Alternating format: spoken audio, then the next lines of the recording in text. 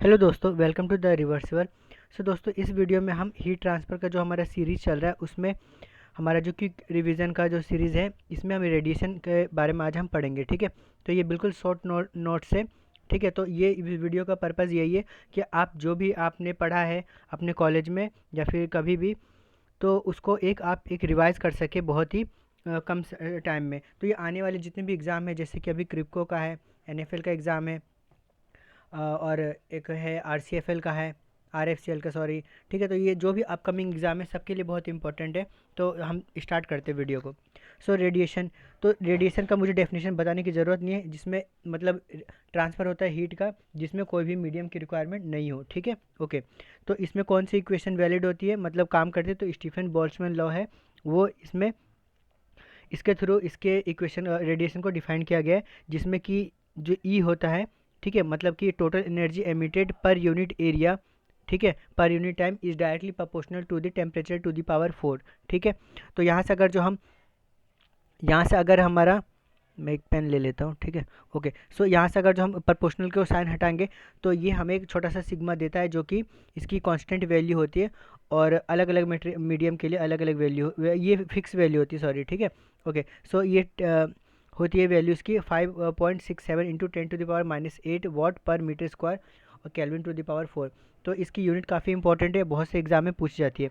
अब हम बात करते हैं कि नॉन नॉन ब्लैक बॉडी के लिए। ठीक है, जो मतलब ऐसा बॉडी जो कि ब्लैक ना हो। ठीक है, तो उस कंडीशन में क्या होगी, जो हमारा एमिजिबिलिटी होती है, एमिजिबिलिटी ही पूछेगा, ब्लैक बॉडी के लिए 1 होती है। इसीलिए हम यहाँ पे एप्सिलो, ये जो हमारा ई होता है, ई की वैल्यू वहाँ पे 1 हो जाती है, इसलिए हमारा ई जो है वो is equal to sigma T to the power 4 होती है। लेकिन अगर जो वो ब्लैक बॉडी नहीं है तो उसकी कुछ वैल्यूज़ होगी। ठीक है, तो उसकी वैल्यूज़ हम यहाँ पे पुट करेंगे।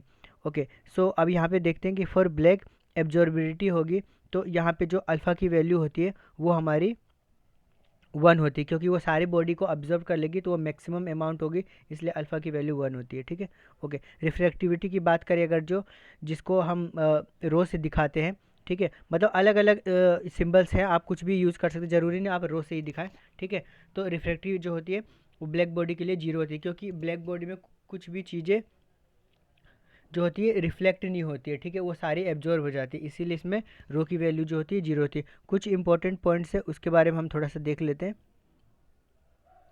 इसमें क्या होता है, जो एब्जॉर्बिलिटी होती है अल्फ़ा, वो क्या होती है, रेशियो होती है radiation absorb by the body और टोटल इंसिडेंट रेडिएशन, मतलब कितना रेडिएशन उस बॉडी पे गिरा और उस बॉडी ने कितना एब्जॉर्ब किया। ठीक है, वो हमारा एब्जॉर्बिलिटी होती है। रिफ्लेक्टिविटी की बात करें तो कितना रेडिएशन इंसिडेंट आया है हमारे पास और उसमें से कितना रिफ्लेक्ट होकर के गया है, उसको हम रिफ्लेक्टिविटी बोलते हैं।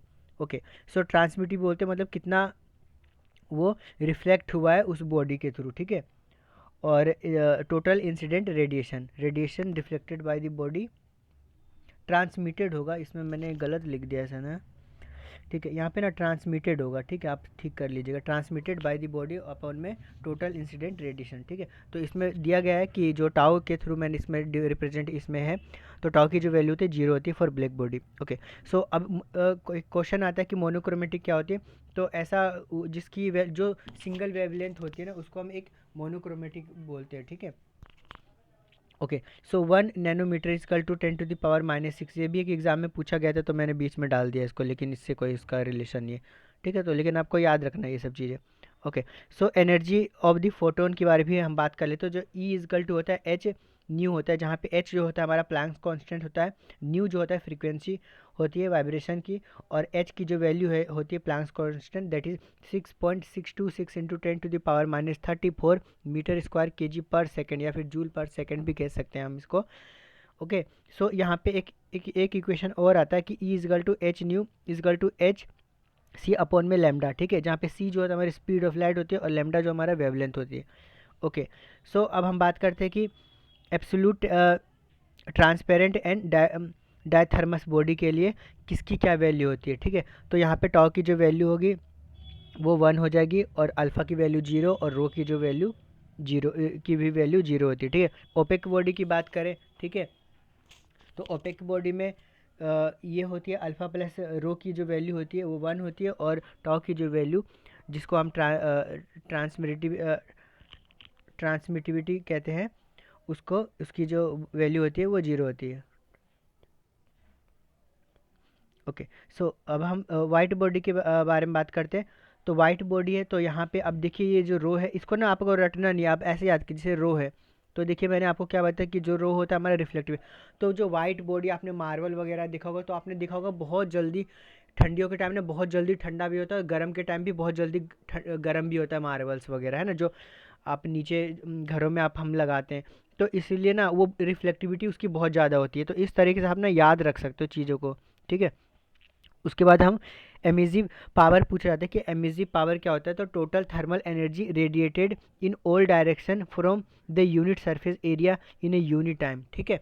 तो ये चीज़ है हो गई आपकी।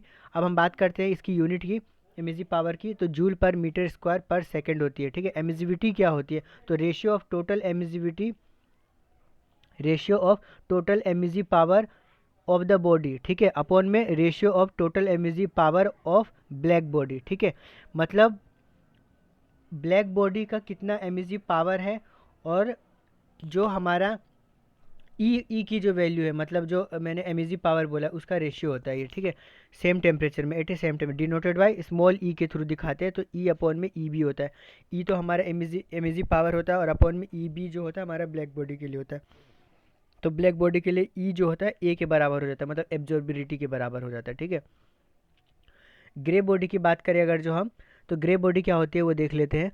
तो ग्रे बॉडी जो होता है, a body having the same value of monochromatic emissivity at all wavelength is called grey body, ठीक है। मतलब ऐसी वैल्यू, मतलब जिसमें मोनोक्रोमेटिक की जो वैल्यू होती है वो सभी वेवलेंथ में वो सेम ही होनी चाहिए, ठीक है। उसको हम क्या बोलते हैं, ग्रे बॉडी, ठीक है। किरचॉफ लॉ भी इसमें पढ़ लेते हैं कि total emissive power for all body upon में टोटल एब्जॉर्बिलिटी, है ना, नीचे absorbability power for all the body, यहाँ पे सेम है, इसका मतलब मैंने नीचे लिखा नहीं लेकिन सेम है इसका मतलब, ठीक है। तो इसकी इक्वेशन होती है E1 अपॉन में स्मॉल ए हमारा एब्जॉर्बिलिटी है, ई जो है हमारा एमिसिव पावर है, ठीक है। तो ये इजगल टू ई बी के बराबर हो जाता है। उसके बाद मोनोक्रोमेटिक एमिसिव पावर की बात करें जिसको हम ई लैम्डा से दिखाते हैं, तो वो क्या होता है, इन्वर्सली प्रोपोर्शनल होता है लैम्डा की पावर मैक्सिमम। और लैम्डा मैक्सिमम क्या होता है, wavelength at which maximum monochromatic power obtain, मतलब ऐसा वेवलेंथ है जहाँ पे ना बहुत ही हाई अमाउंट में, मतलब हम यहाँ पे मोनोक्रोमेटिक जो वैल्यूज़ हैं हम यहाँ पे फाइंड आउट कर सकते हैं, मतलब हमें देखने को मिलती है, ठीक है। विंग्स डिस्प्लेसमेंट लॉ की बात करें तो ये पता है कि हमारा जो लैम्डा मैक्स होता है वो टी के इंटू टी अपॉन में इजकल टू सी के बराबर, मतलब लैम्डा यहाँ पे मैंने लिखा है lambda max is equal to, sorry, into में टी इजकल टू सी, ठीक है। तो यहाँ से अगर जो आप टी लैम्डा मैक्स की वैल्यू निकालोगे तो इसके अपॉन में टी आ जाएगा, ठीक है। तो वही मैंने लिखा है यहाँ पे। ओके, सो सी कांस्टेंट होता है, ये वैल्यू है उसकी। तो the wavelength at which the maximum monochromatic emissive power is obtain is inversely proportional to the absolute temperature, ठीक है। तो हीट ट्रांसफर बाय रेडिएशन के बारे में थोड़ा सा बात करें अगर जो, तो ये सेम वैल्यू है। अगर जो दो हमारे पास डिफरेंट डिफरेंट टेम्परेचर हो तो हम ये फॉर्मूला इक्वेशन अप्लाई करेंगे कि क्यू दैट इज़ फ्लक्स जो है वो हमारा होता है ई और sigma into T1 to the power 4 minus T to the power 4, ठीक है। मतलब दो बॉडी का टेम्परेचर का डिफरेंस है ये, ठीक है। ओके, सो रेडिएशन हीट ट्रांसफर कोफिशिएंट जिसको एच आर बोलते हैं, आर मतलब रेडिएशन के लिए, एच मतलब हीट ट्रांसफर कोफिशिएंट है। फॉर ग्रे बॉडी के लिए जो हमारा क्यू आर होता है वो H R into T1 minus T2 होता है, और एच आर की जो वैल्यू यहाँ से फाइंड आउट आप कर सकते हो। और क्यू की जगह आप ई इंटू सिग्मा अपॉन में T1 माइनस T2 करोगे इंटू में, ये मतलब इक्वेशन आपको ये वैल्यू पुट करनी है आपको, ठीक है। ये वाली जो वैल्यू है, ये जो वैल्यू है इसको आपको इस यहाँ नीचे पुट कर देनी है अगर जो क्यू की जगह, तो आपकी आ जाएगा इक्वेशन, ठीक है। तो नेक्स्ट चैप्टर में हम इवोपरेशन के बारे में बात करेंगे। तो आई होप गाइज आपको ये क्यू की रिवीजन आपको पसंद आया हो, ठीक है। तो वीडियो के साथ बने रहे और सब्सक्राइब शेयर करना ना भूलें। Okay, bye bye.